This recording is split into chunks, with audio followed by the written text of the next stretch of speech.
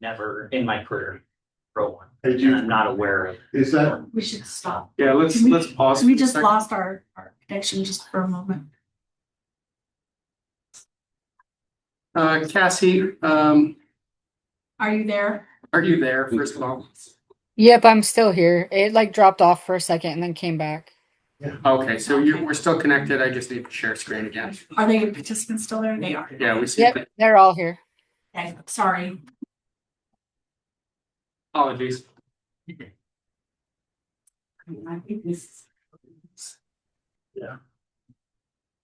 Apologies for interrupting that, but if you want to go ahead, Corey. No, I'm not aware of it happening. So, is that and that's reported, do you know how it gets? I'm looking at, I want to see if there's something in statewide records that you can go and see if there's looking at trends or something like that. It would be a good Drivers question. or something like that. It would be a good question for gambling. I don't know how it would even be cited other than. Yeah, you that's know, what I just couldn't remember. Yeah, I can't think of, I'd have to do some research. I can't think of any, a law that strictly covers that. I'm sure there is one about underage or under 18 Yeah, gambling. it's a misdemeanor, I think. Yeah. So, yeah. But I don't know offhand. I'm sorry. Okay, that's all I right. can look into that. I don't know if Alex can you answer that question or? Well, I mean, there's definitely a penalty to it. Again, it would have to be, we put that forward and be up for the county to actually go forward with that in a criminal capacity there, but in statute, you would have to be invisible. You have to see the machines that you're overseeing, that you're managing, so you have to have eyesight of those things to avoid even a toddler hopping up there and hitting a button quickly. I guess where I'm coming from is justice collecting that stat somewhere. Shoot. No. Okay, that's a simple answer. That's good. Sorry to put you on the spot. No. Bring up we digress. If I might, Yeah. I can cite all the statutes if you want me to. There obviously are statutes. Yeah, I like criminal penalties for minors who are violating a lot. Like, for example, 23-5-158, 161.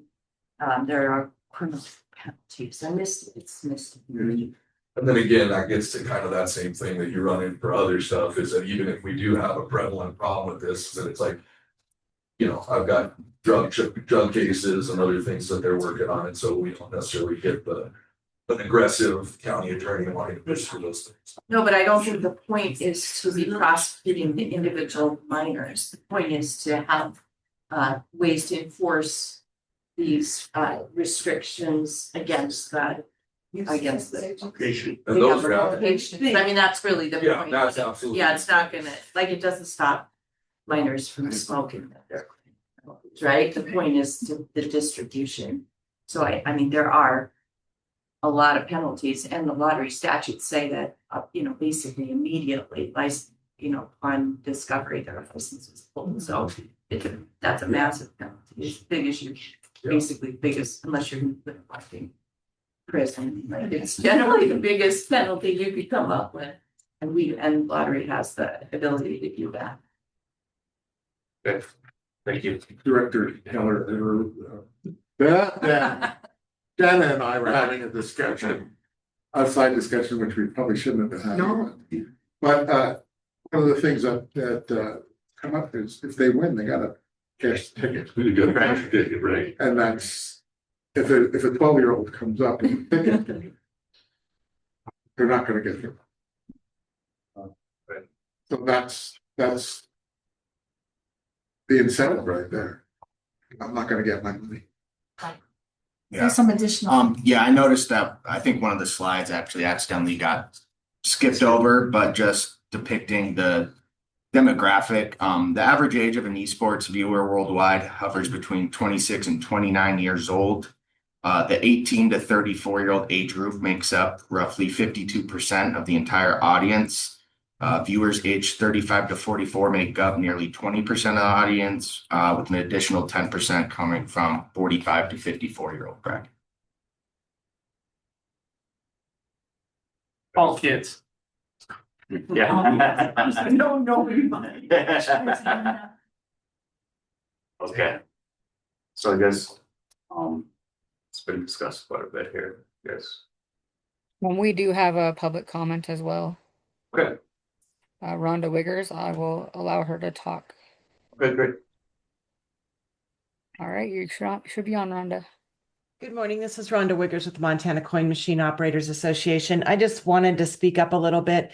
When we expressed our concern about the underage, it really wasn't in the betting. We know our locations are not going to risk their licenses to allow an underage person to bet. What we were more concerned about and what we wanted to bring to your attention is that a lot of these e-games the tournaments allow kids as young as 13. And when we first put sports betting into Montana, one of the things we didn't want was the pressure of a teenager, a high school student, or a little league player to know that if he messed up, adults were losing thousands of dollars on his ability to play a game. So what we don't want is you betting on children's activities. It wasn't that we were concerned about children coming into our locations and betting. It was that we were concerned about the pressure it puts on a child when adults are placing money on the outcome of their activities.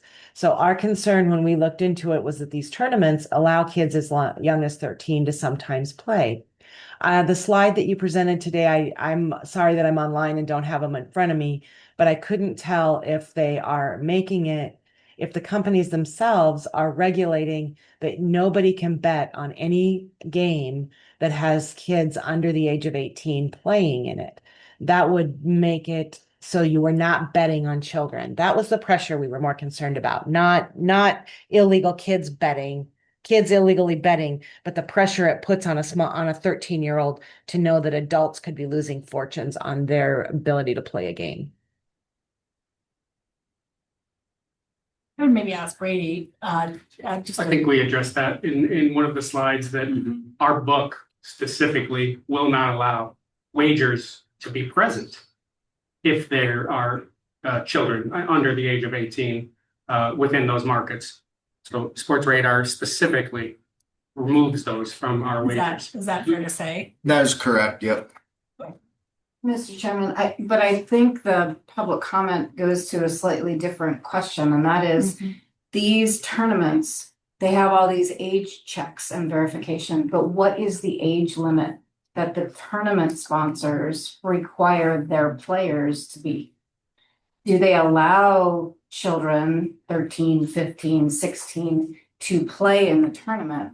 Right, I think that's the comment that I heard from Ron. From what I've seen researching these 3 games that we would be offering, the youngest participant would maybe be 16 or 17 years old. Okay, so 16 or 17 under our statutes, that's still underage, right? That's still a child. And so what I think Rhonda's point was, if we allow betting on these games, we are allowing adults to bet on what a child's activity is. And that, she's saying, puts pressure on the child that maybe we don't want to encourage. So is there any way that we can regulate or ensure that the players of the games that we're going to be betting on are not children? Or is that up to the tournament? So I see it no differently as college football right now. A lot of the young superstars are 17 years old. 2 years ago, Alabama had a wide receiver who was phenomenal, who is 17 years old, and oftentimes college basketball and college football freshmen who are participating are under that age. You know, people can currently bet on those teams as well. So, But there was something that you said that they regulate the IDs, they check the IDs, and then they Of the bettors, right, and then the book can pull out the not of the players. The book can pull out if there's underage kids on those teams that are participating, the book can pull that off the table then. Yep. They wouldn't even offer it. Oh, Wouldn't even okay, offer it. so I misunderstood. I We thought that was just if a bettor is under 18, they don't offer it, but they can determine if there is a player that is under 18 and then they don't offer that for betting at all? correct.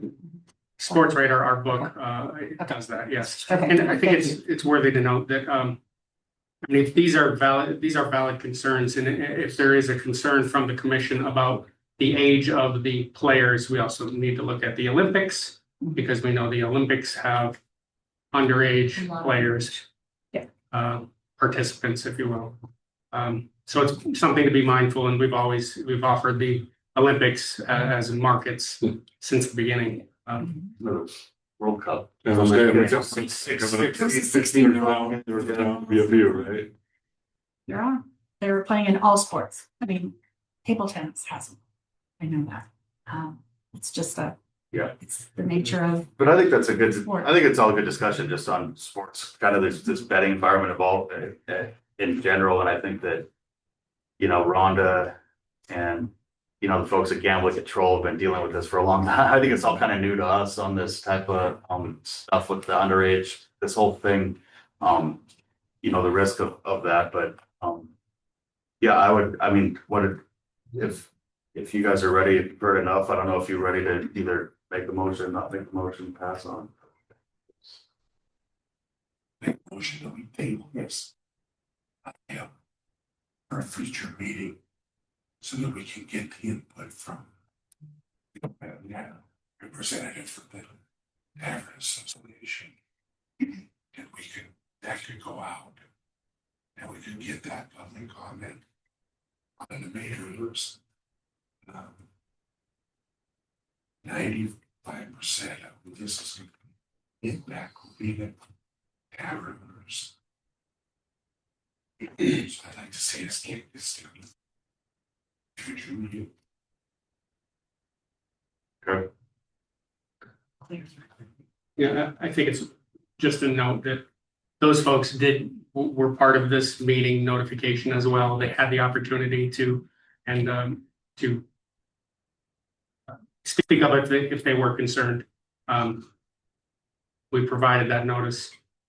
I mean, we can wait again, but it's not necessary.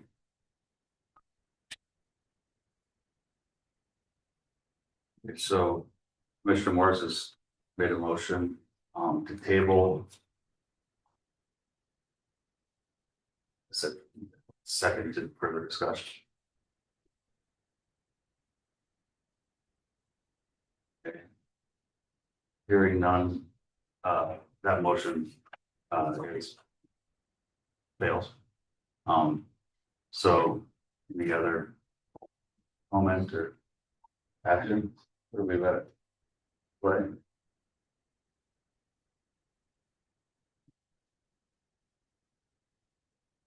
I'll make a motion that we accept esports as an offering for the Montana lottery with the caveat. I know it's already in there that none of the participants in the actual games can be under the age of 18. That are offered.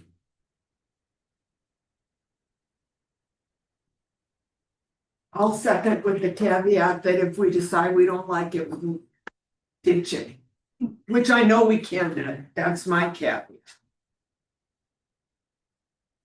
Okay, any further discussion? I'll just add that I think, so that those motions kind of are fine within the structure of the thing, right? That we've already had this discussion around the fact that there's a mechanism to prevent matches involving minors to be stricken from the book. And we have the existing right to pull something.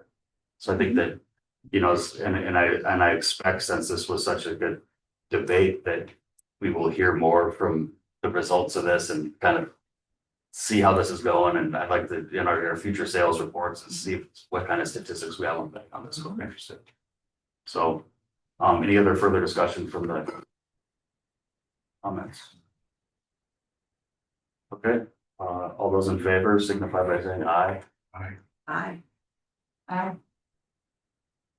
Oppose, Commissioner Morris opposes. So with 3 in favor, the motion carries. Brady, thank you so much for your work on Thank this. you. Really appreciate it. Great. Work. Okay, So Okay, yeah, we're Just still gonna with that. wrap up and then Yeah. I'm gonna invite Alex up. So just, the upcoming initiatives for the marketing department. We've got our central gaming system conversion, which is obviously a big priority for us. We've got our 27 media and product planning also that's going on. Our product profit optimization efforts and our Can-Am scratch ticket promotion, which is ongoing, which you've seen information about.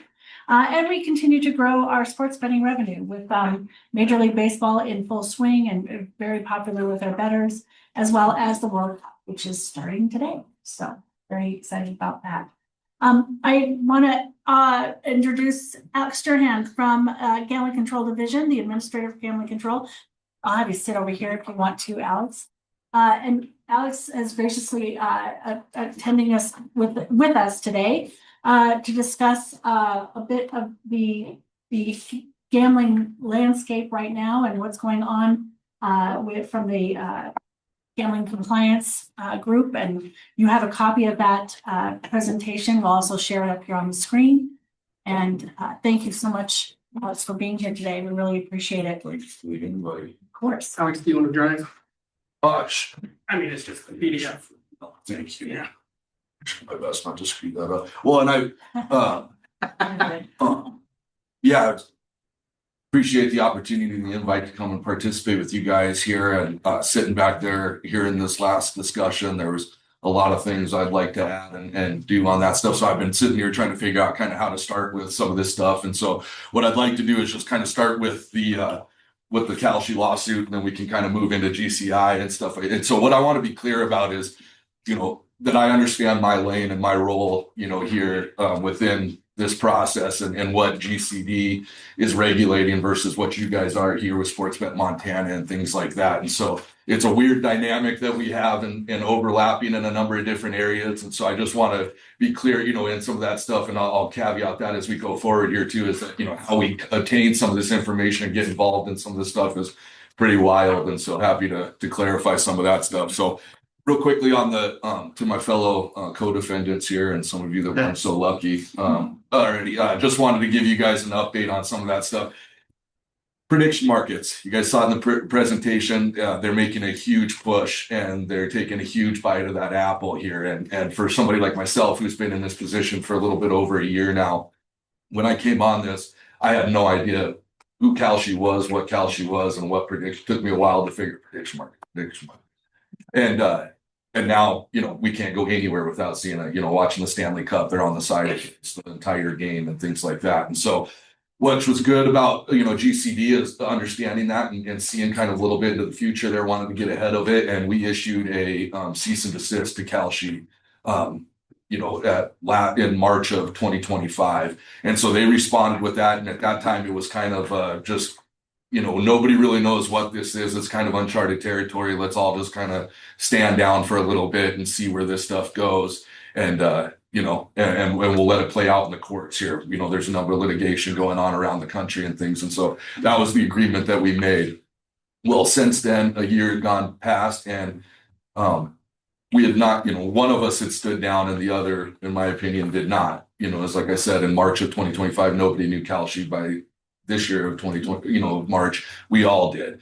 And so, I thought it was appropriate for us just to kind of re-up that cease and desist there in March and just kind of make sure that they know that we're still in line on that stuff and that we still view this as gambling in Montana and it's violation of Montana code and statute. So we reissued that cease and desist in March of 2026 and got a response from them quickly over the weekend there. And so they filed litigation against us, a lawsuit against us. And which was actually good to hear from them. And, I took a little bit of offense to the fact, as a number of the things that we're hearing in the press is that we had broke some kind of longstanding partnership or deal or things like that. But again, that was kind of my argument as well.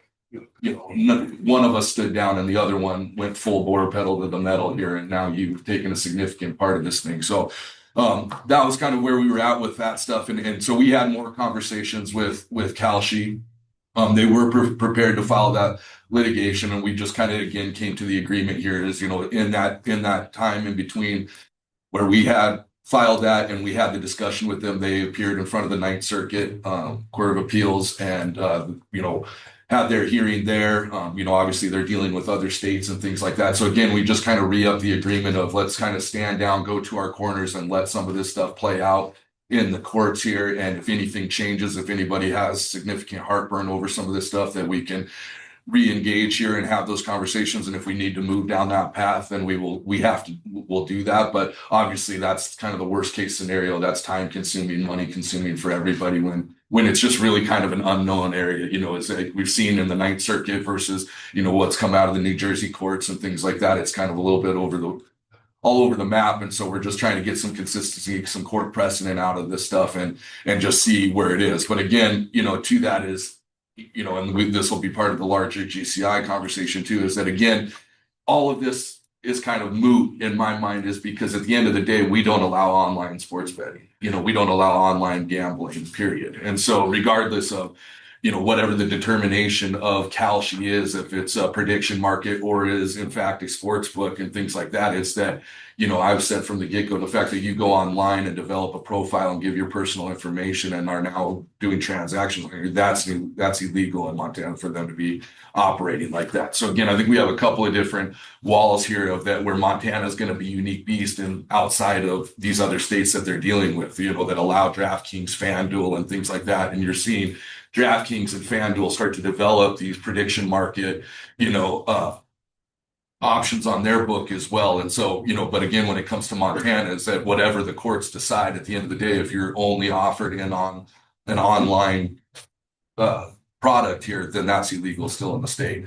So there's just a few of those things. The other things that I want to mention to you, is that the tribes are, paying attention and getting involved in this as well. So we had a little bit of a summit over in Polson here last month, where we met with all the tribal representation, as well as Indian Gaming Commission. Was nice to have them in town and just kind of, understanding that this thing is becoming more and more of an issue. It's not going away here. And so, some of the rancherias have been involved in some of these amicus briefs and things with some of these cases. But then I think our tribal nations here in Montana are just kind of in the wait and see with us as well. And I think we have a good understanding where we're at, and they're, willing to participate if need be. Again, they would like to avoid litigation, but or at least we're knowing what the other side's doing and keeping in contact, which I think is helpful. So again, that's a lot on that. I'm happy to take specific questions to Kalshi, and then like I said, this all kind of moves into the same stuff, and so we can talk about that. But I'll take some questions on Kalshi. Alex, do you know the status of Arizona's criminal case on them? Yeah, that's on hold right now. Same thing. Yeah. So, Mr. Chairman, thank you for that. I'm obviously brand new, just took a look at this last night for the first time, so I'm still trying to absorb what the actual allegations in the complaint are.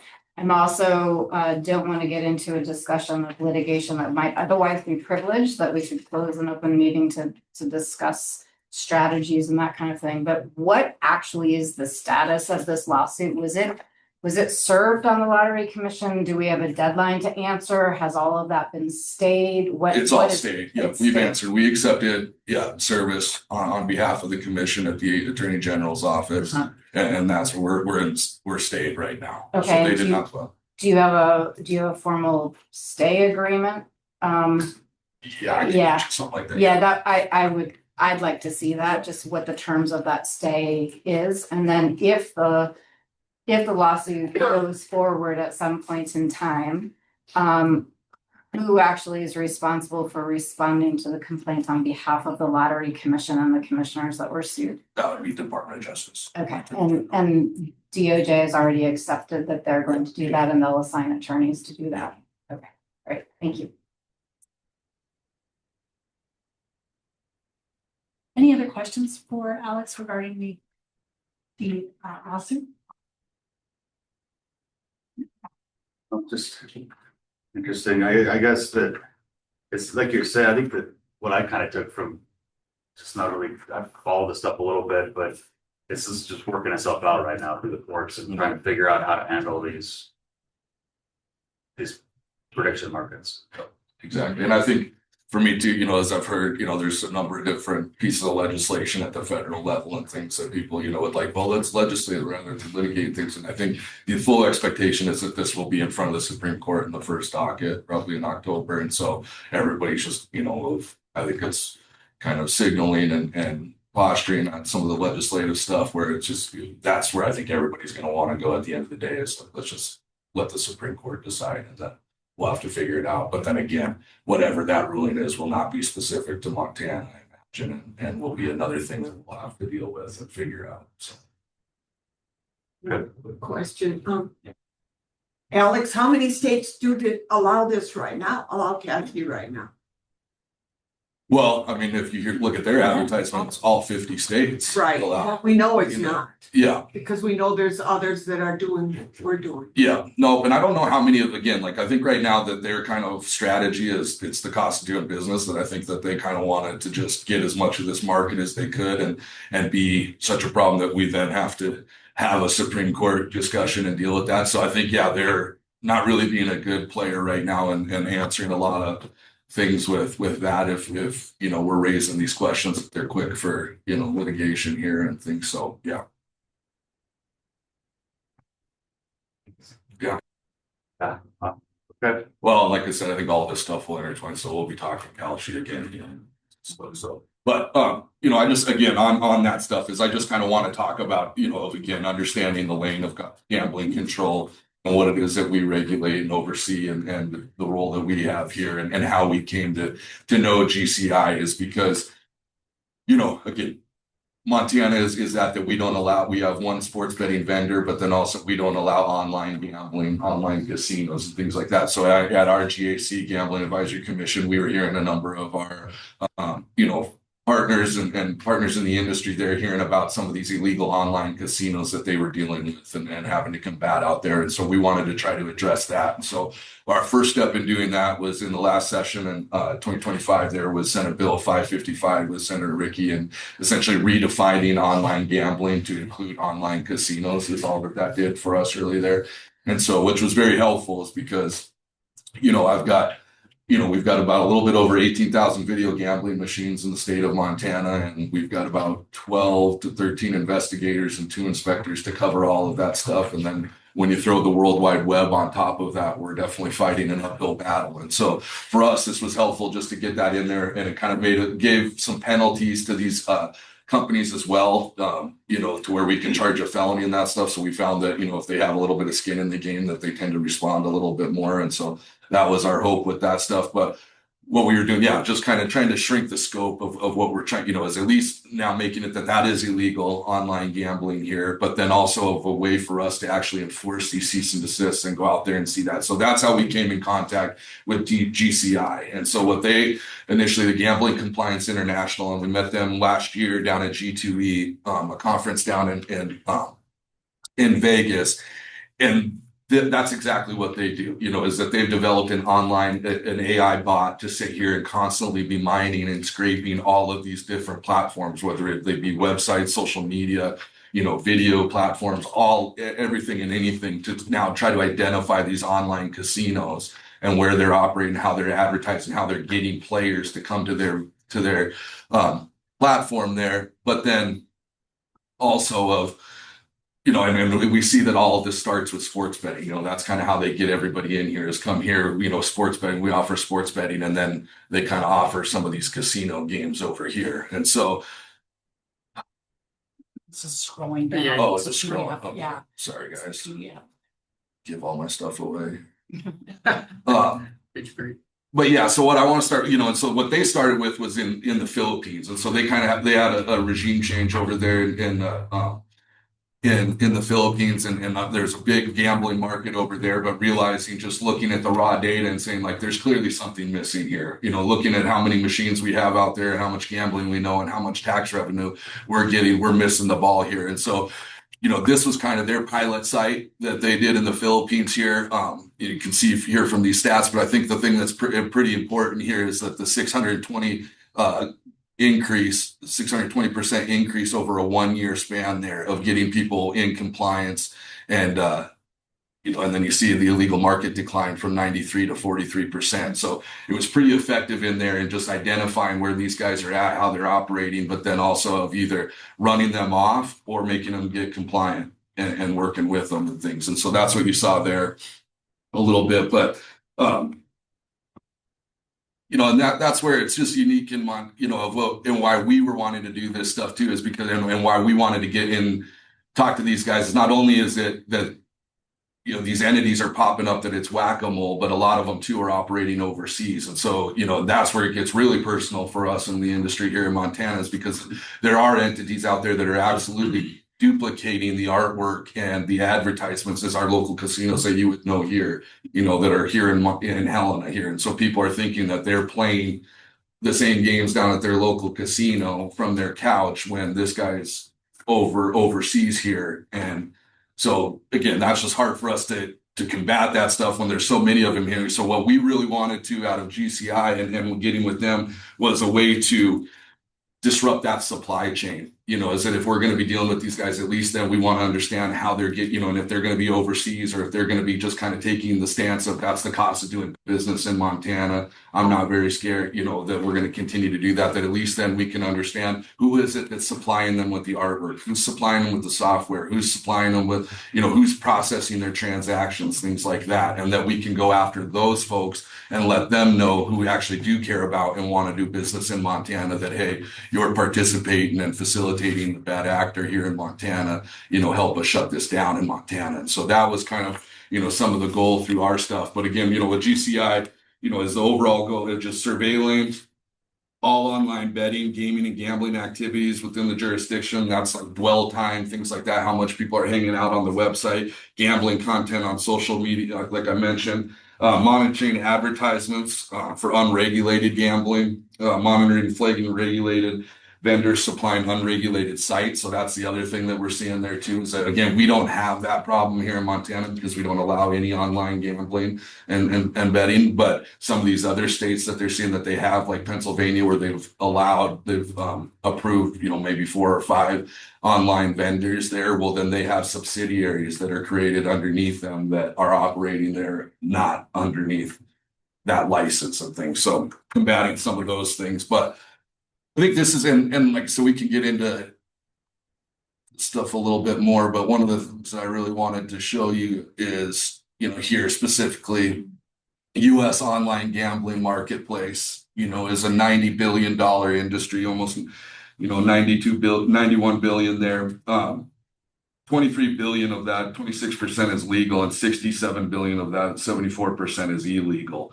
That's pretty staggering there. And to see that and understand how big of, you know, this, how much sports betting has come online here recently, as well as some of these other options here. So, and then specifically to Montana gambling, you know, 207 million, 10 million of that legal and about 197 million of that illegal. You know, and again, here you can see our one legal gaming operator here in the state of Montana, and that's Sportsbet Montana, versus the 917 illegal operators that we've seen. I'm sorry to interrupt you. How do you know? Through their mining of that stuff. So this is So GCI. they mined that and they came up with this number, 197 million illegal casinos in Montana. I mean, Yeah. dollars in Montana. Yeah. Whoa, It's massive. that's a official comment. Well, and I want to here too, and I can pass this. I apologize. I don't have this. But you know, and that's oh, go ahead. I was just gonna say, will you be presenting at some point in your presentation what steps the state is taking to crack down on this illegal online gambling? Yes. Okay, thank you. Well, again, and so I'll caveat that with, you know, again, you know, the unique thing of Montana and our lanes and kind of what we have here and things, but then again of, you know, 13 investigators for the entire state of Montana, as well as what they're doing and the relationship that we had with Cannabis Alcohol Regulation Division. So we're out there doing all of the bar checks and things like that, and the background investigations for all of those things. So Yeah, we are doing it. So that's exactly what's my point here, is that I don't want to give the impression here that I'm trying to bleed over and push, is that we found this information out that I thought and reached out to the commission and Director Brown here, and said, hey, I found something that is also in your world. And I think you guys would be, privy to this, if would like to have this information. But with our thing in there was just really trying to narrow the scope at GCD. It's just saying of like, rather than throwing cease and desist down a rabbit hole and never hearing anything from anybody ever, is that, what are these bigger, who is really taking a big chunk of the market in Montana? And I can show you some of that stuff. And then how can we get at these guys to at least, but then you'll see too, in some of these other presentations from GCI, is that they've seen, when they do get some of these guys to be compliant and acknowledge, that they're, and they say, hey, not worth it to operate in that market, and they pull out, well, it instantaneously, somebody fills that void.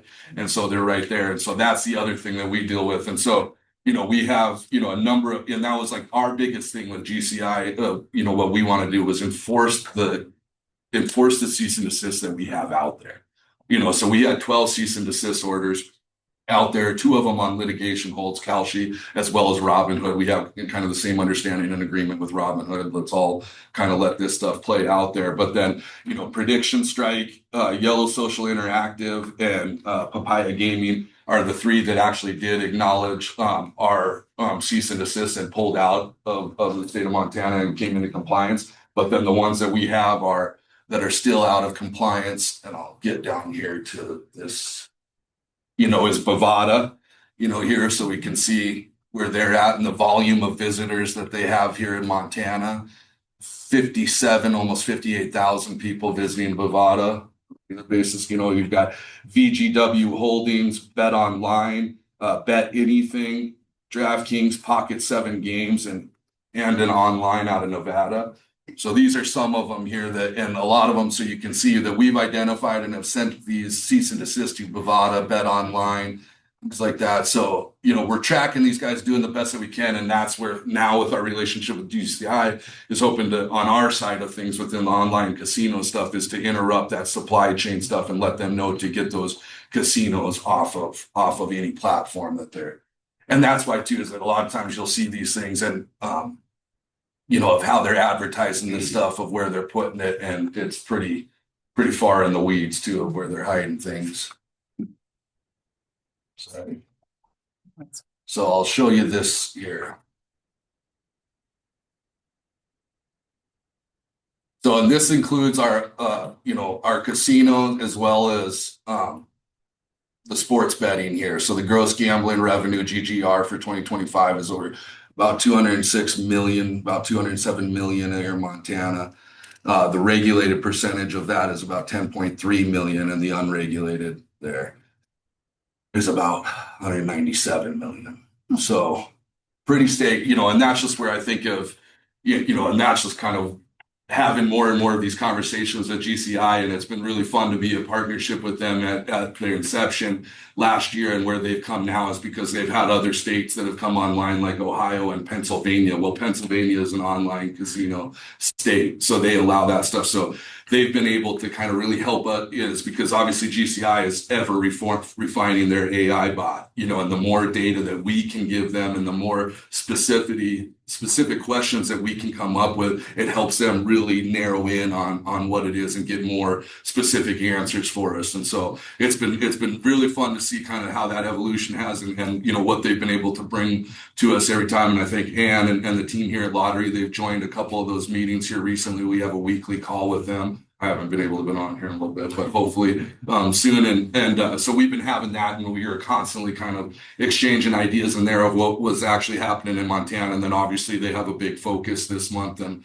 going forward, they're going to be heavily involved in the World Cup and things. And I think in terms of, where we're at with Kalshi and what they can also do there, what's nice of what you guys were saying kind of more with your discussion earlier, is that they can monitor that stuff in real time of these prop bets, of these bets that are happening. It's like the fallout that we saw with the NBA and Coach Chauncey Billups out of the Trailblazers. They were tracking some of that stuff well before some of that. And so they can see this, and down to the point where, which my concern is that we all sit here and talk about the NFL, and we talk about these major sporting events, we talk about March Madness and things like that, but it's getting so into every entity and level of sports right now here that my concern is like you guys mentioned of the high school stuff. I don't think that will ever come on there, but what about Division III baseball? You know, and where it just comes on of where the option comes up to this guy, just don't throw a strike to that guy and you can get $500 out of it. You know, these are the type of things that I think, and those are the type of increases that they can see even down at like that level there of saying, hey, we've seen this type of action all the way through here. And then all of a sudden tonight, this guy's got a $5,000 prop bet going here. What happened here? And then they can track that stuff through IT, you know, and through the IP addresses of finding out exactly who's placing those bets and things like that. So, and that's where it's really, you know, again, like, you know, about AI is, you know, the worst version of AI is today, and tomorrow it's going to be that much better and things. And so I think like with these guys, it's really interesting to see how they're doing. And I think it's also, I'm learning a lot over the last year, but, you know, and talking to them and asking them to do that stuff is get in there and disrupt that supply chain and show us where that stuff's at. And I've heard from them, you know, if generally these good actors that it's all out there for everybody to see. This is who we use for this. This is what we do for that. And this is where we get that from. And with these guys, they're in there for about 30 seconds to a minute before they get kicked out and aren't able to see some of that stuff. So they're getting information for us real quick while they can and getting that to us. But I think it just is a larger conversation and one that I just wanted to bring to you guys just to kind of see some of those numbers there and understand, you know, yeah, what we're looking at through the GCD scope, but then also I think, you know, we run pretty close parallel here on this stuff as to where we're at and combating this stuff and where I think, you know, a coalition and all fronts, you know, at least understanding where we're at and agreeing on the strategy, you know, is that much more helpful. Is this a subscription service that you pay for? No, it's actually, this is a public meeting, but I pretty proud. Like I said, we got with these guys right at the inception. So our MOU was, you know, we have an MOU with GCI, but it's all pro bono right now. And so then they got some actual clients on board. And so that's where I said we've been drafting off of Pennsylvania and Ohio and some of these other guys for a while. So it's worked out pretty well for us. Perfect.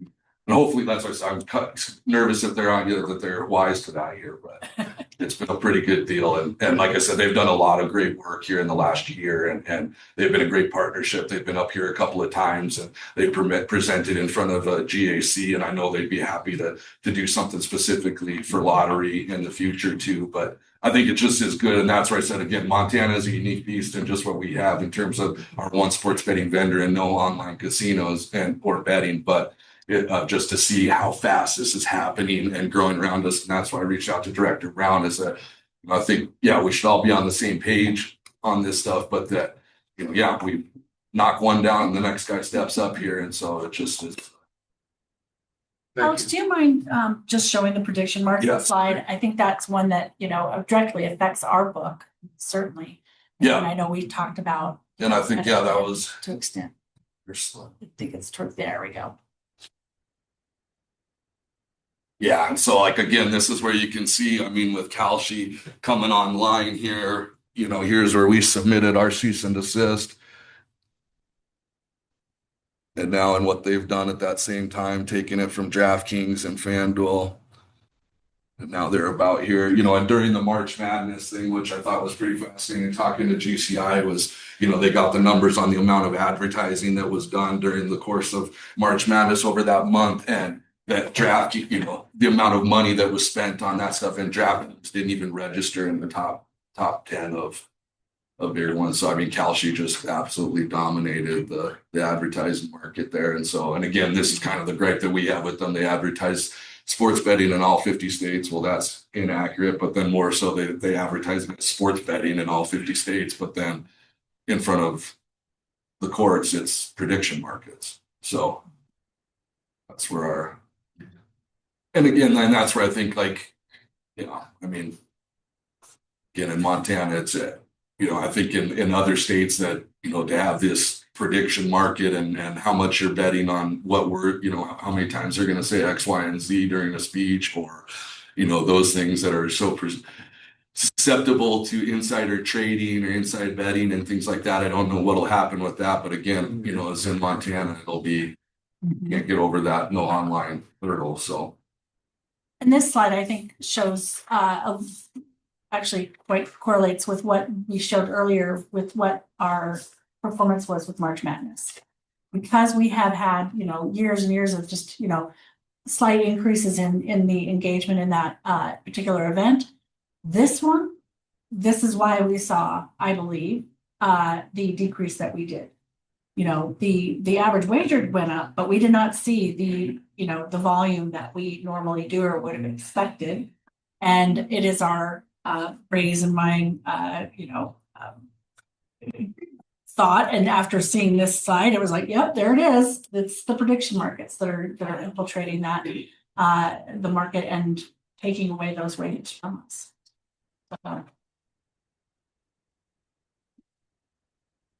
Any questions for Alex or anything? It's one thing I will add.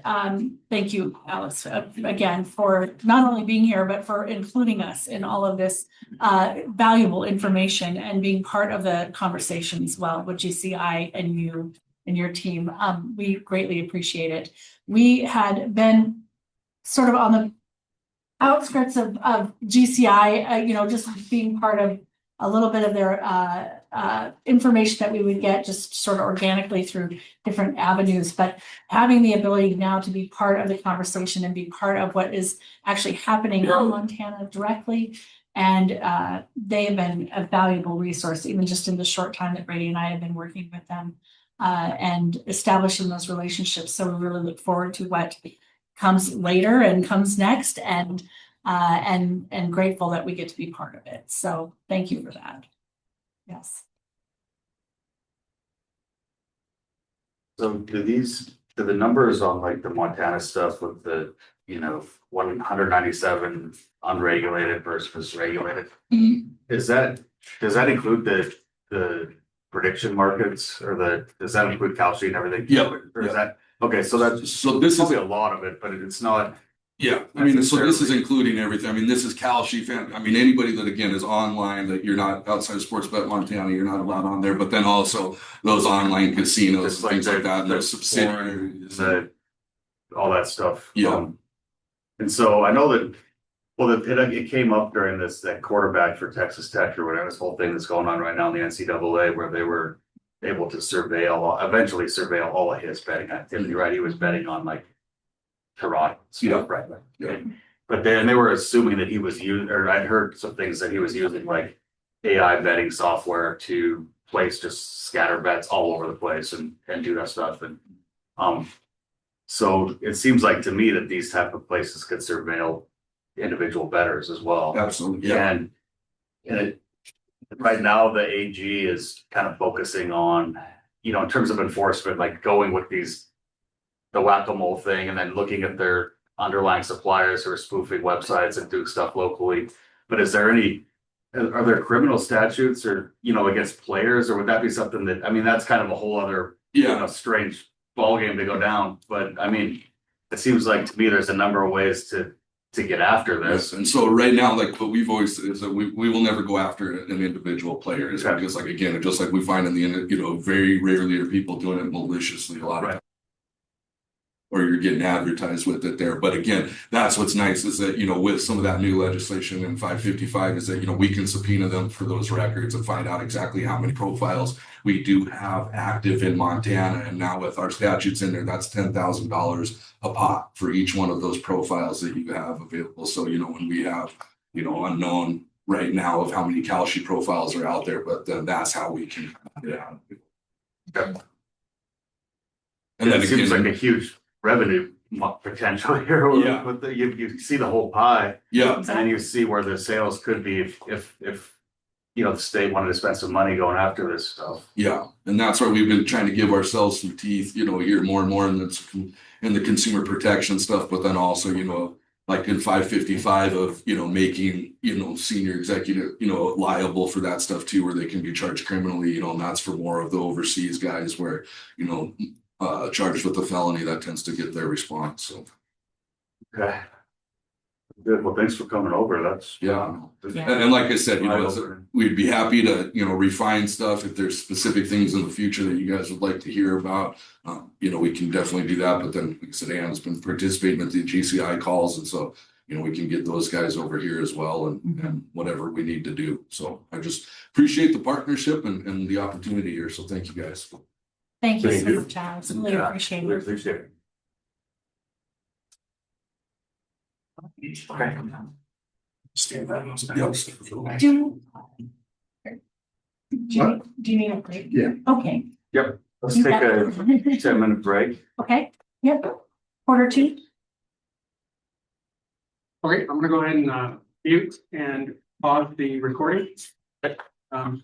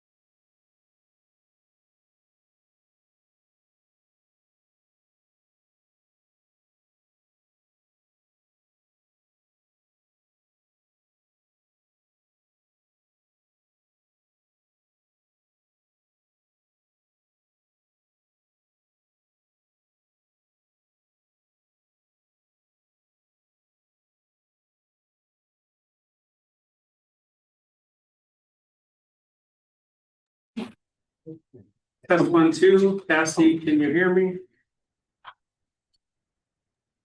Yep, I can hear you, and it is recording, so you're good. Thank you so much. Okay, we'll call the meeting back to order, and the next item on the agenda is the financial report with Director Boyd.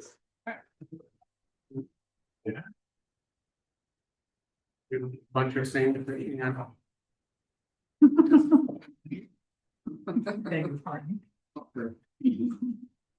Well, good morning, Commission. The financial statements that have been prepared from the information posted to Sabres for the fiscal quarter ending March 31st, 2026. First thing I want to point out is when comparing the financials from this time last year, you're going to see unusual results. This was the quarter that we lost the prior financial director, and it was discovered that there were journals that hadn't been completed or duplicated. But since that time, I've been working with Chet McLean and other accountants throughout the state to fix those errors, implement new procedures. So we'll straight going forward. First, on the statement of net position on page 2, the current assets, the total current assets are 13.37 million, which is higher than the prior year's quarter of 9.03 million. Cash and cash equivalents are 2.34 million lower than last year's 4.26 million, reflecting timing of prize payouts and journals, essentially. The receivables increased significantly to 10.38 million from 4.04 million due to, again, many journal entries not being completed in the third quarter of last year. And more specifically, sports bet and treasure play. For non-current assets, the total non-current assets of 2.2 million are consistent with the prior year. Current liabilities are 14.07 million, up from 9.40 million the prior year. The estimated prize liability shows unusual results due to the large prizes paid in the monthly journals for receivables not being done or recognize any payables. Transfer obligations increased due to when the game activity was recorded. Last year at this time, several journals had not been entered. Non-current liabilities of 3.9 million are similar to last year's. Operating revenues, so page 3, statement of revenues. Jolene, before you go further, Sure. do you feel like you on all of those Yes. missing entries? We have gotten caught up with all the missing entries. The prior period adjustments were done in April with the help of the state accounting and Chet. And so past stuff has all been cleaned up. We're implementing new. So Okay, thank you. yeah. Sorry. All right. Total operating revenues for this quarter were 53.9 million, significantly higher than last year's 19.86 million. Again, that is due to sports bet journals not being completed during the passing of the prior financial directors. During his illness, really. Direct game costs were 42.42 million compared to 18.3 million in the same quarter last year. This is due to prize expenses being recorded, Montana Millionaire, Treasure Play, and Sports Bet. And then operating expenses of 1.29 million are similar to last year. And showing our transfers to the Commissioner of Higher Education, we'll get there 562,500, and then the remaining 9.64 million to the general fund. And if you want to jump to page 4, Phil. This is kind of a budgetary comparison. Revenues are sitting at 81.67 of the annual budget year to date. That's strong for this point in the fiscal year. Our total direct game costs are 88.19% of the budget. And this is driven by the high sports bet prize payouts. Operating expenses are at 69.26 of the budget, and that's consistent with our planned spending. Page 5, do you want to jump to the analysis of the revenues? This statement shows the revenue, game costs, and operating expenses, and the net income and profit as a percent of revenue for each game. The profit of a percentage of revenue at the bottom of the schedule shows unusual results due to the timing of the game journals, specifically Treasure Play and Sports Bet. Scratch revenues appear lower for the quarter due to large $1 million payouts. That increases our prize expense. Products with the large jackpots, such as Powerball and Mega Millions, those reflect strong margins consistent with those high jackpot cycles. Millionaire for Life, those vendor fees are showing at 0 at the moment. They were erroneously coded under Lucky for Life. This was also corrected in April. Are there any questions?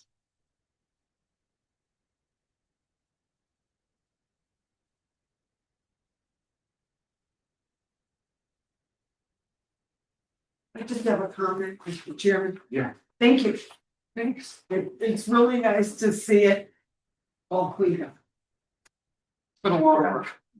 Thank you. Yeah, good work, Julie and Jet and the whole crew of VOA, and I know that you guys have a lot of work into this. And yeah, so these numbers look closer to historical. Yes, figures. very much so. It's these other quarters, and we'll continue to see this, right? On our Yes. comparative reporting through the rest of these next few quarters. The next even few quarters, yes, that's correct. as we see these prior year adjustments being made, so there's gonna be still a time where with these comparative financials are gonna look a little. But yeah, well, awesome, thank you, so. Make a motion that we accept. Okay. So the motion. I'll second. Okay. Any further discussion or comments?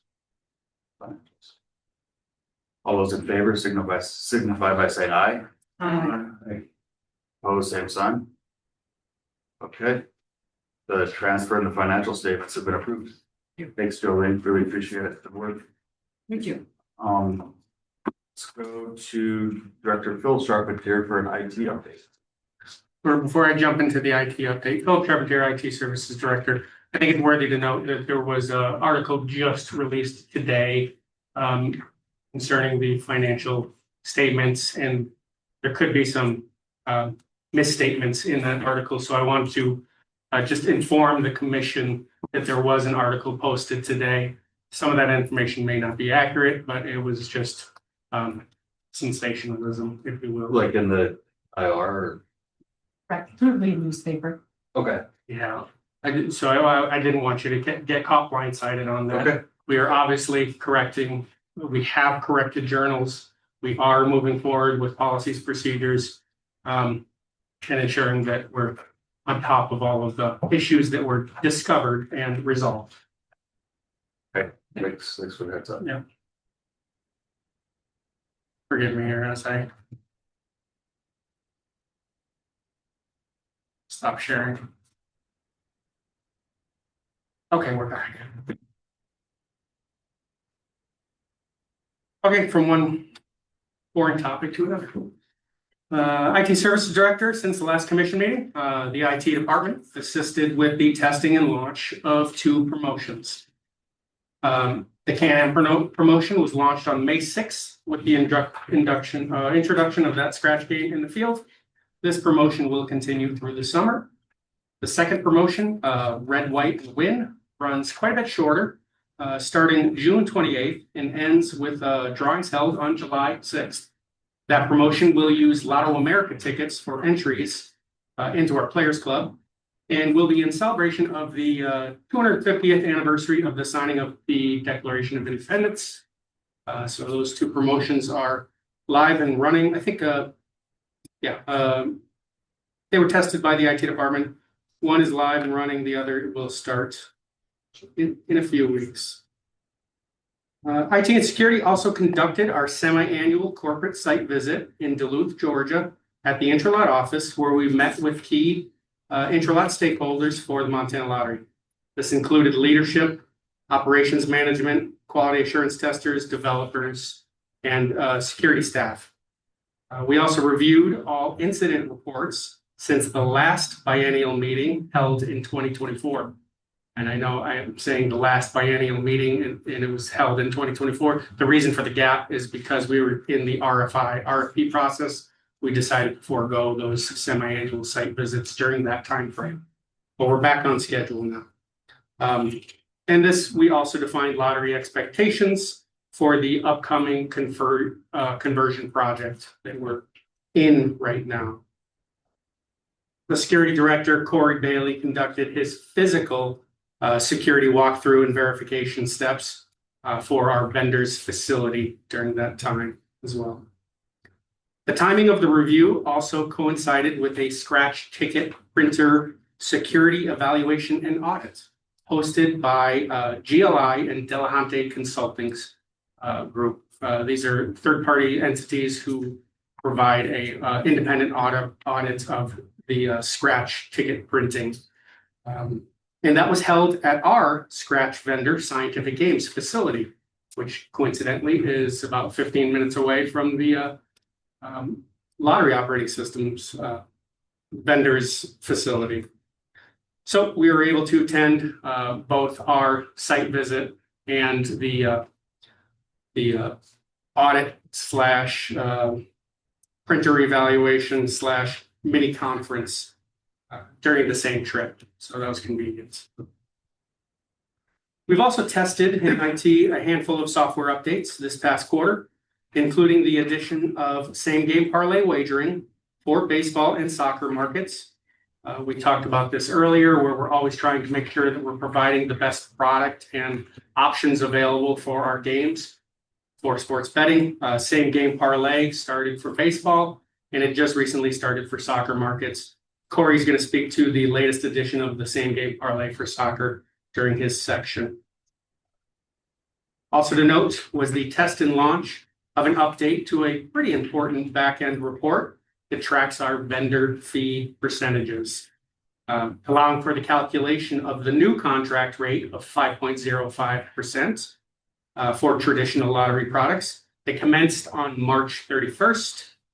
This represents a nearly 37% rate reduction from the prior contract rate of 8%. So that was a pretty important update for us. Concerning the new contract and our conversion efforts, the IT department has been fully focused on conversion this past quarter, and we will continue into the next few quarters. Nearly all of us in IT were focused solely on conversion. Some of us also have been dealing with the legislative audit efforts for an ongoing security audit, as well as the procurement audit, both of which will continue into the next quarter as well. Those are all ongoing efforts. We really can't speak about those until they're made public. Otherwise, the focus has been on conversion. It is worthy to note that I believe the hearing with the legislative audit committee for the security audit, I'm sorry, the fiscal year 24 financial audit will be held on June 24th. And the hearing for the procurement audit will be held on September 18th, just for your information. So that will be upcoming. I suspect we'll have another commission meeting prior to that hearing. Yeah. Right around our time. My phone thought I said the S word. So looking forward to the next quarter. We are halfway through our conversion testing, which will culminate with the central system go live, currently scheduled for July 26th, followed by the organized and phased in installation of the new Photon X terminals in the field. We are still on track to commence the swap of those clerk activated terminals in the field, followed by the self-service kiosks as well. So this effort will continue through the summer and the fall while ensuring that current terminals continue to sell without disruption for a smooth phased-in conversion effort. How's the production on the terminals? Production's going well. We're still on track to receive all the terminals. We have the Photonics in-house. Pat may be able to speak a little bit more on during his section. Yeah, but nothing has changed yet. We also have a host of other updates planned for our staff, for the vendor staff, for our partner sales agents, and player support in the works, all related to the conversion effort. So far, so good with our conversion efforts. We have many eyes monitoring to keep the lottery and our vendor on track throughout the project. Finally, I'd like to discuss the memo I included with the handouts, the lottery operating system contract performance bond memo. I don't have a slide for this, but I'll go ahead and summarize the memo. You all have it in your handouts. When we entered into the lottery operating system contract with Intralot, we needed to ensure the performance bond requirement was met. That performance bond requirement was met in the amount of $1 million renewed annually, executed by a surety company authorized to conduct business in Montana. The bond paperwork itself is with the procurement office and was and is available for review by the commission anytime they need, if they desire to look at it. What was not discussed was the bond amount with the commission to ensure that the amount was satisfactory to the commission per requirements specifically defined in MCA 237310.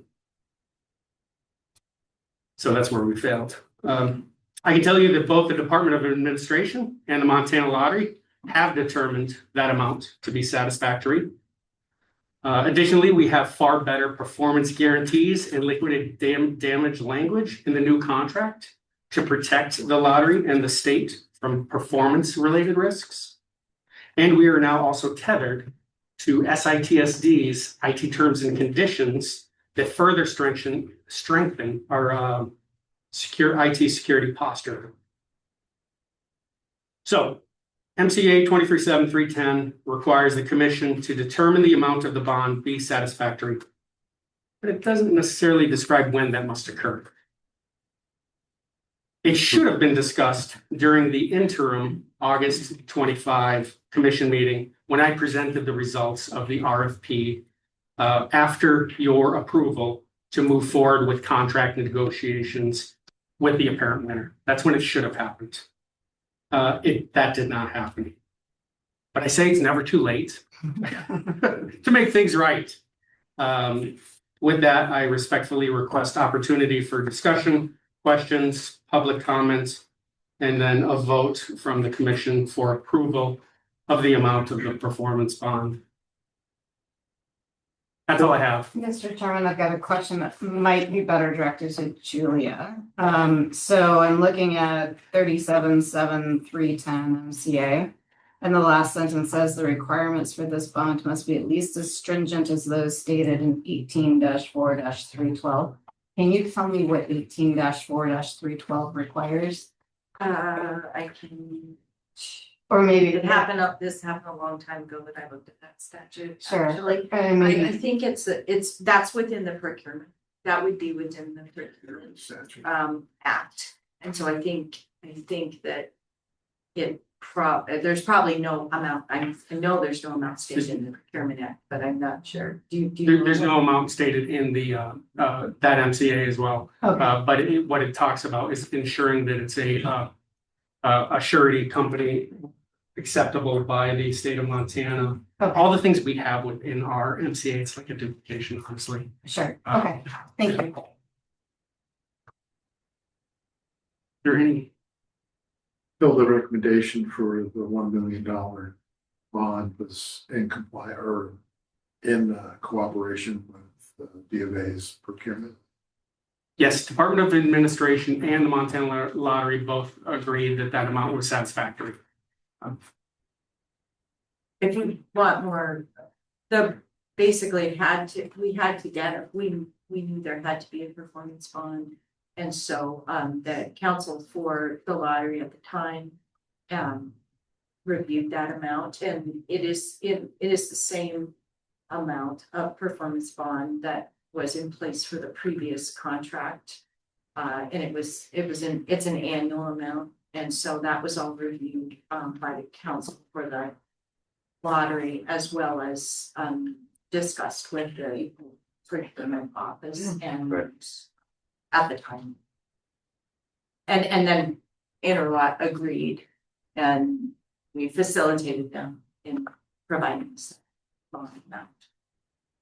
I might also mention that it was, the amount of the bond was not termed in the proposed contract during the RFP, and it was not, that was not something that was bid on by the respondents to the RFP, so it wasn't the subject. Only that a bond would be required, not a specific amount, so there was never any opportunity for any other responses to the RFP to address that amount.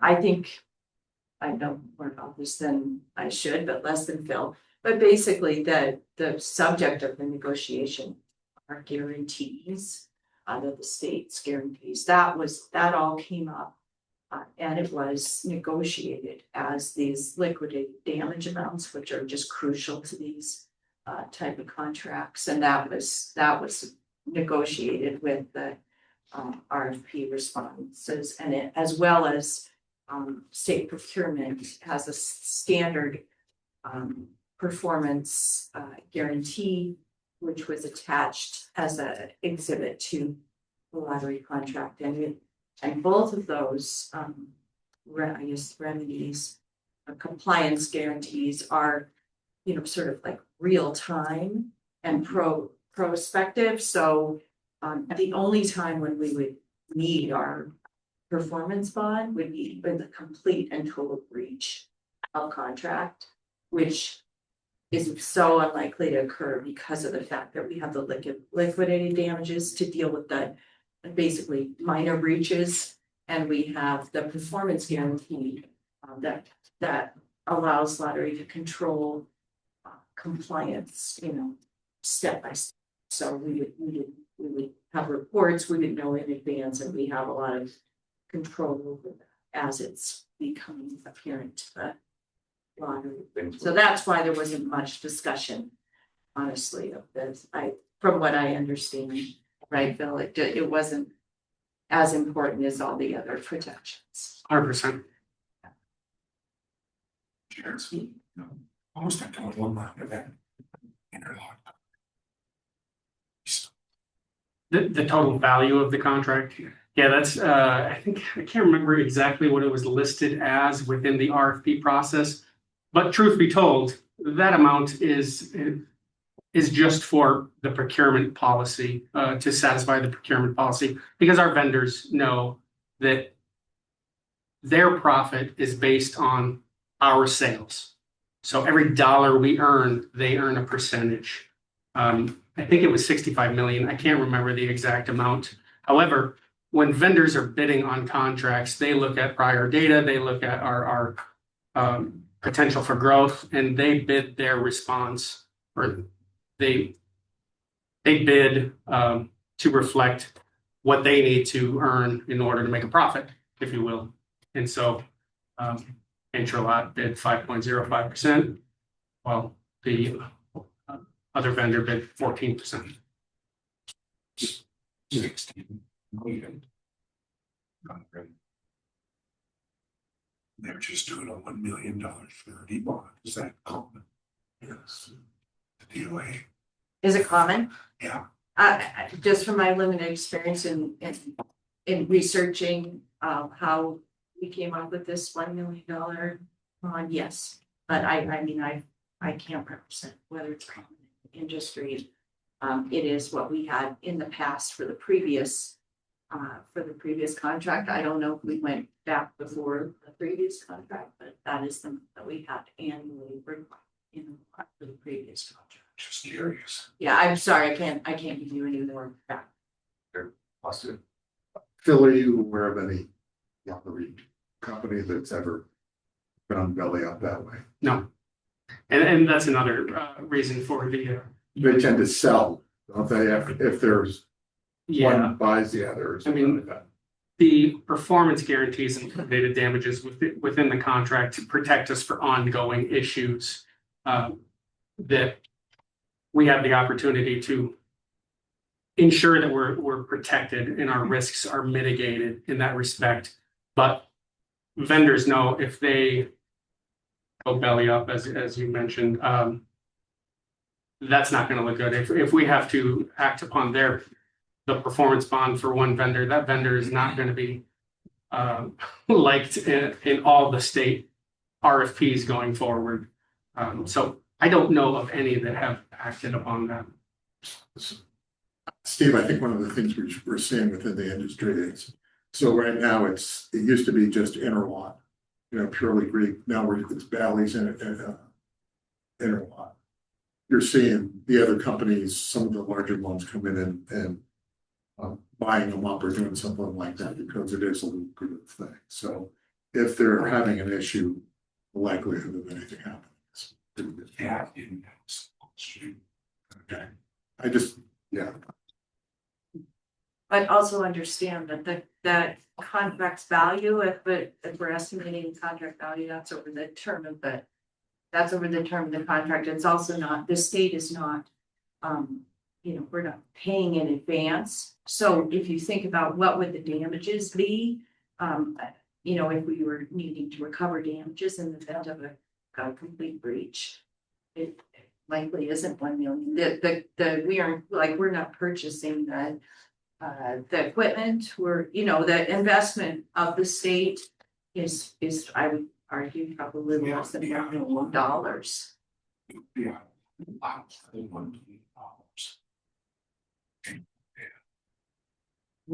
Should they breach? Well, in response to that, if something happens where our current vendor breaches and wants out, let's put it that way, they're not going to just flip the switch and turn us off, and then we have no sales until we go out to bid again and follow the process again. They would never do that. No vendor would ever do that who wants to continue to do business in the United States. They would work with us to ensure that we, through the RFP process, maintain our sales and our don't lose our profit while we work on the RFP process. And they would also understand that if they were to do that, they could never bid for Montana's business again. Yeah, I get it. Maybe it would be more than the $1 million. Just the switch. So we're done. F degrees with the alarms. I might just add that at this point, we're not in a position to negotiate a specific bond amount. The contract has already been approved by the commission and the whole procurement process was with very, very, from the advertisement to the negotiation of the different bids and the choice of. No, I'm just saying that it is a crucial and important element as we would need to include that in the next time that we're doing a procurement process as a term that's actually negotiated. And in this case, it was not. So the idea of, whether, and remember, it costs the company a certain amount to obtain a performance bond. I don't know how much, but if we were to ask them for a $65 million bond versus a $1 million bond, at the time we were going through this procurement process, we might not get into it. So, especially if it's unreasonable, in the industry to do that. So keep that in mind. The reason that it wasn't an issue and wasn't a term negotiated or presented was because it is an insignificant requirement for the industry for those who are bidding. What's It's fine. It's What's the term of the contract? Is it a 10-year contract? 7-year contract with 3 1-year extensions. And are those extensions automatic? Nope. Okay. So in 7 years, if we thought this was an issue, it can be addressed at that point. Or in 6 years, because we're a year into the contract, right? No, we just signed the contract went live March 31st. Oh, That's when okay. our rate reduced. I was thinking it went live No. in last August. But you're correct, yes, you're correct. There's sometimes these contracts open up for renegotiation under certain terms or something, right? I mean, I know like we renegotiated a rate one time, but they held up with that. 100%, and that would require commission approval, commission Right. vote. So that's stuff, there's potential, but Yeah. but I think that as I'm hearing this, it just seems like this, if that sort of thing started to go down a road towards potential breach and you had all the liquidated damages, you had all the protections, I mean, we would be able to shift it. By the time this got to catastrophic, there'd be a landing spot for us. And I think that this would help us like this, from my understanding from the discussion we had too during things. It's a relatively minor thing, which is why it was necessarily, negotiated out. So from my perspective going forward, I don't necessarily think I wouldn't characterize it as minor. I would think that our commission going forward, before we approve contracts in the future, we need to make sure that we comply with the requirement that we specify that bond account. If we do want to increase it, we should put that in the RFP process so that everybody knows what it is.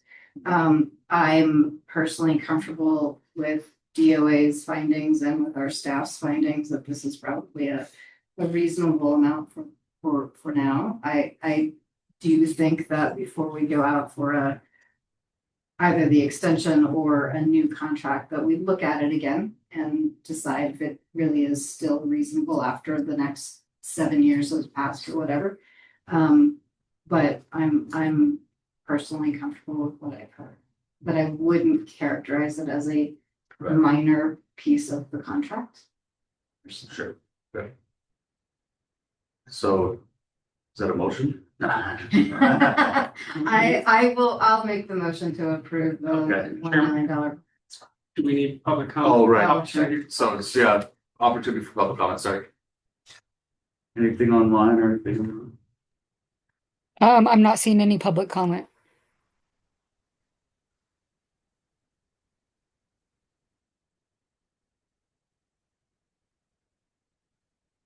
So now I'll make the motion to approve it at $1 million annually.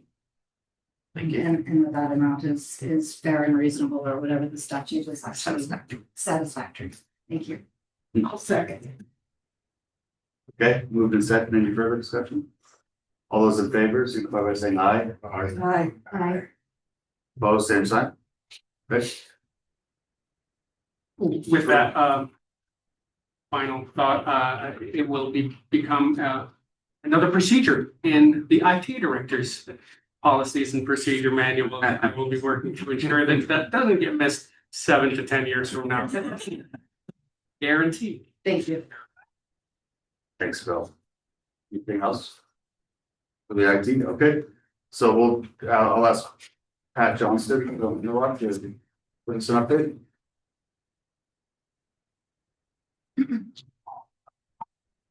Thanks, Chairman. Pat Johnson, Account Manager at Valley's Intralot. As Phil talked about, we've been working pretty hard with the lottery on the system conversion. Been working hand in hand with them on the training plan for the sales agents as well as the equipment rollout plan. Commissioner Koskinen asked about the equipment. We have 700 photon X's at our warehouse now. I'm currently working to procure more warehouse space for the vending equipment, game stations. Their batches are slated to arrive at the end of this month, so I'm moving fast on that.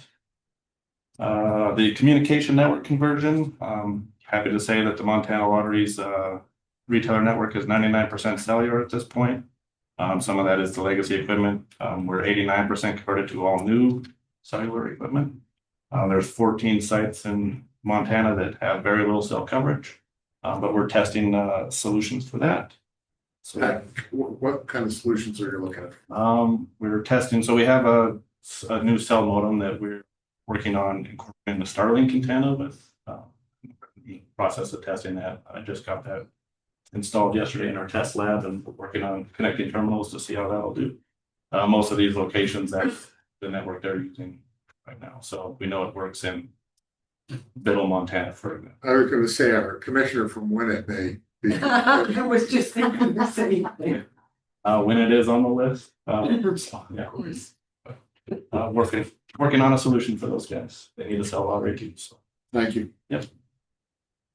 New personnel, we've hired a new graphic designer, new business analyst, and 2 new technicians. One of those technicians is now based out of Havre, which is a new zone for us. We've split the northeastern part of Montana and some Great Falls into a zone, kind of cover the Highline, as most of you know. That's the new zone for us, which is helping us to effectively serve sales agents up there. See, we still have some open positions as per the new contract, but offers have been extended to 2 of those, maybe 3. I saw an update this morning for a network engineer that will likely be based out of Helena. And also working on a business intelligence engineer, which is a reporting and data analyst that we may also have a candidate available coming to Helena, which is huge because the technology pool is fairly shallow here. So that's good news. That's about all I've got. Okay. All right, thanks. Thank you. All right, turn it over to Director Bailey for security. Commissioners, thank you. Again, I'm Corey Bailey, Security Director. And I just want to give a quick update on one of our game parameters for soccer. We've added same game parlay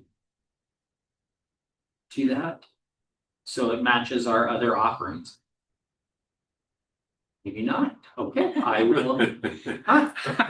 Wow. My Yeah, apologies. there we go.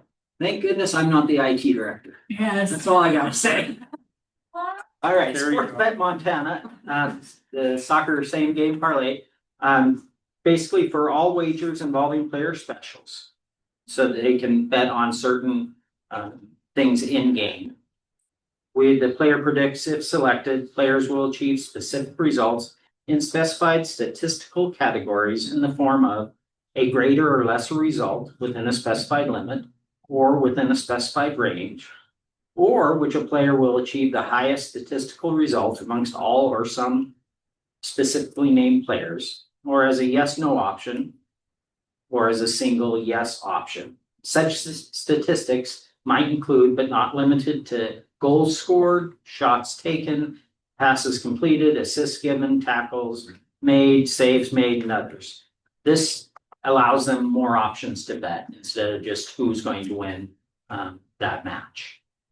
For all players specials, wagers placed on players that did not play in the game are considered void. And in the absence of an official source or when significant conflicting evidence for a result is present, bets will be settled based on video and or feed provider scouting data with the Montana Lottery determining the outcome.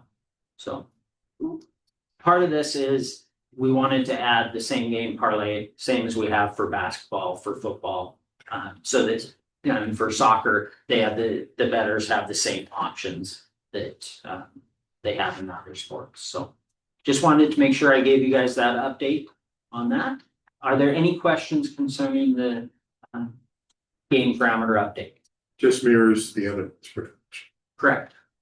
And the language added to the parameters protects the book, which is us. So we needed that language present within our game parameters to ensure that we're protected, the players, our bettors are protected. So this is the update.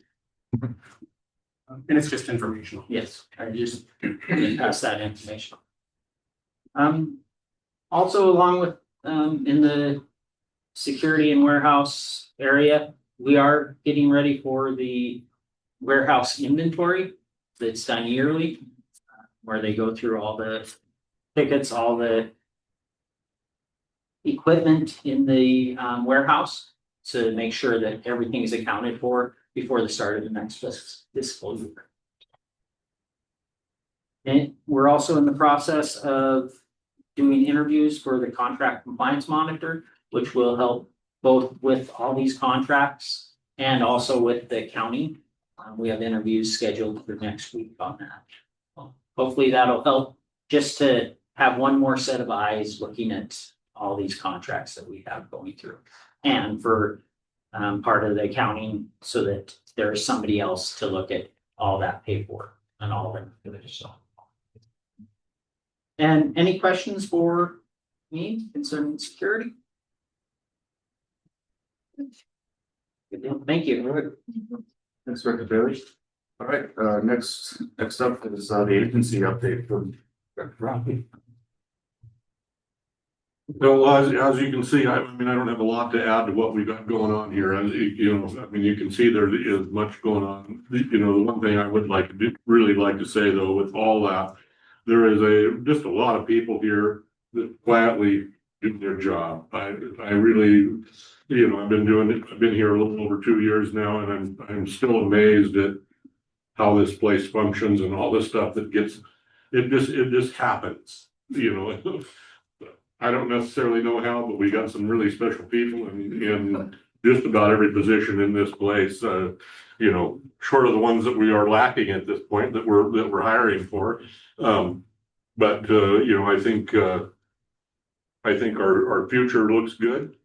I really do. I think we're going to begin to see you know, some growth. It looks like our sports bet is doing well. Even with some of the adversities that it's facing, it's still doing well. And I think that speaks to the staff and folks that are behind all that and doing all the analysis of everything that happens here.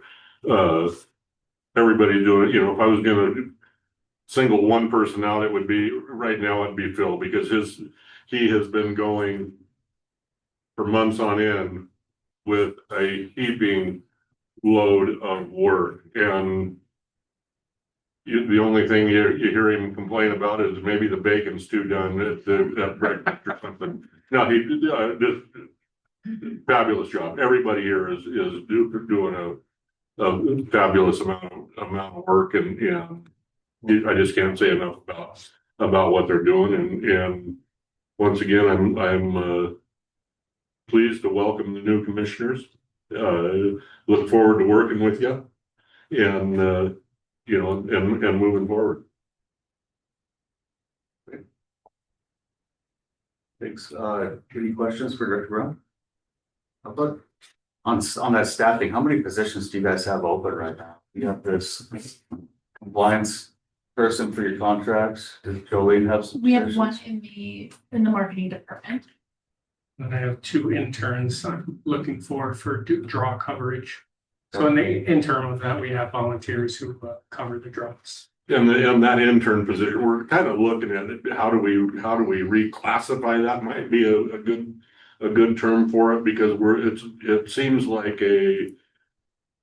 we're continuously on the lookout for an intern. I think it's been that way since I've started.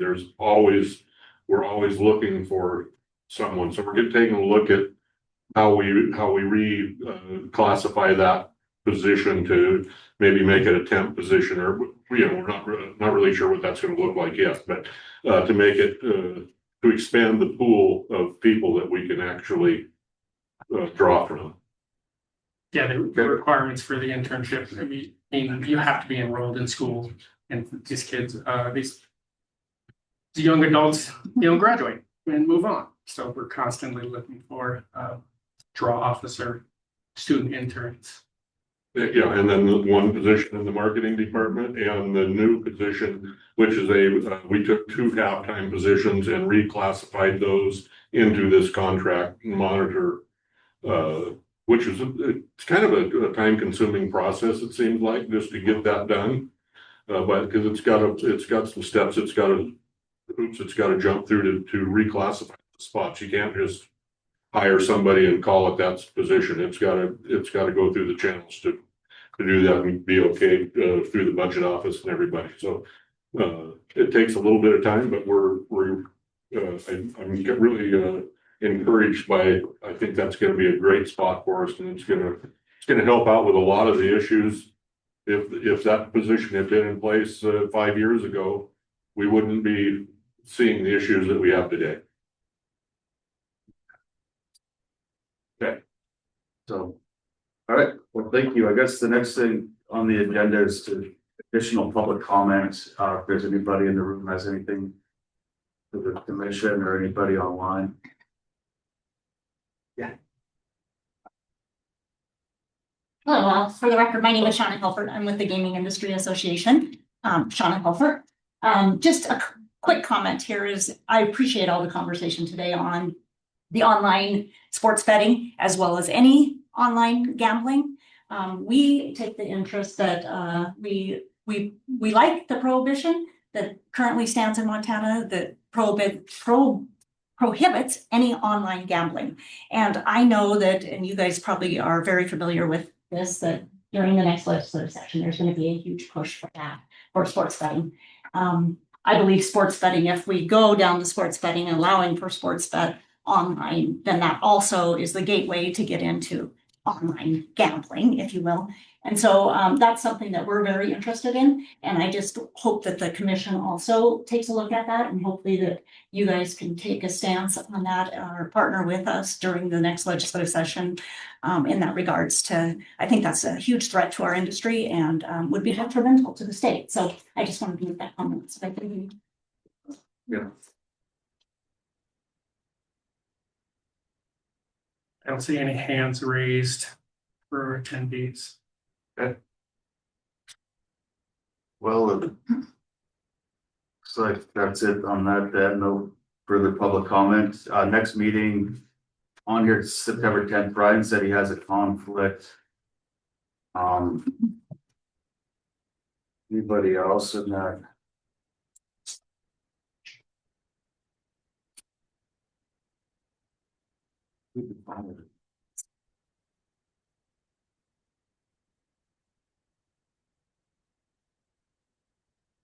Yeah, that.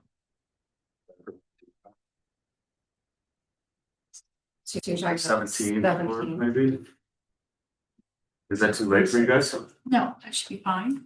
I see any conflict or something like that. The 17th. As far as we know, the hearing is on the 18th, so that works out perfect. For the procurement. For procurement. Yeah. So that's tentatively okay for everybody. That sounds great. 17th. 9 a.m., 10 a.m. You can call in too, yeah.